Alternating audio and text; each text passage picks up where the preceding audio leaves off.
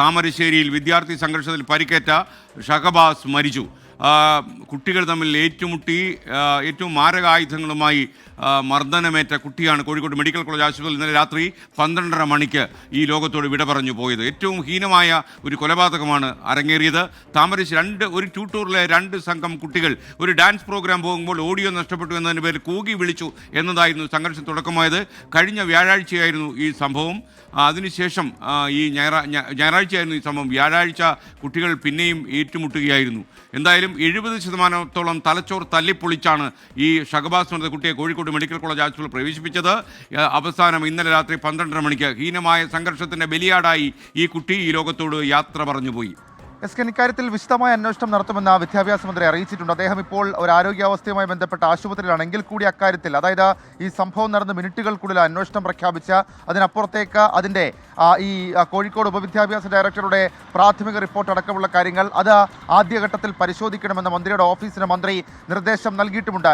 ഏതായാലും വലിയ ഞെട്ടലുണ്ടാക്കുന്ന സംഭവം, അതല്ലെങ്കിൽ സർക്കാരിനാകെ ഞെട്ടലുണ്ടാക്കുന്ന സംഭവമാണ്. ഇക്കാര്യത്തിൽ എന്താണ് ശരിക്കും സംഭവിച്ചത് എന്നുള്ളത് കണ്ടെത്തുകയാണ് പൊതുവിദ്യാഭ്യാസ വകുപ്പിൻ്റെ ആദ്യത്തെ ലക്ഷ്യം. കാരണം ഇതിൽ ചില ഇൻസ്റ്റഗ്രാം ആസൂത്രണം അടക്കമുള്ള കാര്യങ്ങൾ സംശയിക്കുന്നുണ്ട്. പ്രത്യേകിച്ച് ഈ മുഹമ്മദ് ഷമാസ് 2 സ്കൂളിലെ വിദ്യാർത്ഥികൾ തമ്മിൽ ഒരു പ്രശ്നത്തിൻ്റെ പേരിൽ, ഒരു വിയോജിപ്പിൻ്റെ പേരിൽ പരസ്യമായി പോർവിളിക്കാനുണ്ടായ സാഹചര്യം.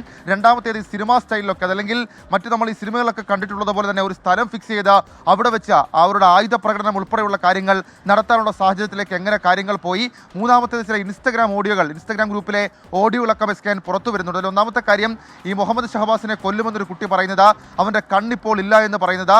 രണ്ടാമത്തെ കാര്യമാകട്ടെ, ഈ വിഷയത്തിൽ ആൾക്കൂട്ടം മർദ്ദിച്ച ഒരാൾ കൊല്ലപ്പെട്ടാലും കുഴപ്പമൊന്നുമില്ല എന്ന് പറയുന്ന തരത്തിലേക്കുള്ള ചില സംഭാഷണങ്ങൾ. 3, ഈ കുട്ടികളെ തമ്മിൽ പരസ്പരം തല്ലാൻ ഈ ആളുകൾ ഇൻസ്റ്റഗ്രാമിൽ പോർ വിളിക്കുന്ന അടക്കമുള്ള കാര്യങ്ങൾ, ആ ശബ്ദരേഖയും ഇതിനോടകം തന്നെ ലഭിച്ചിട്ടുണ്ട്.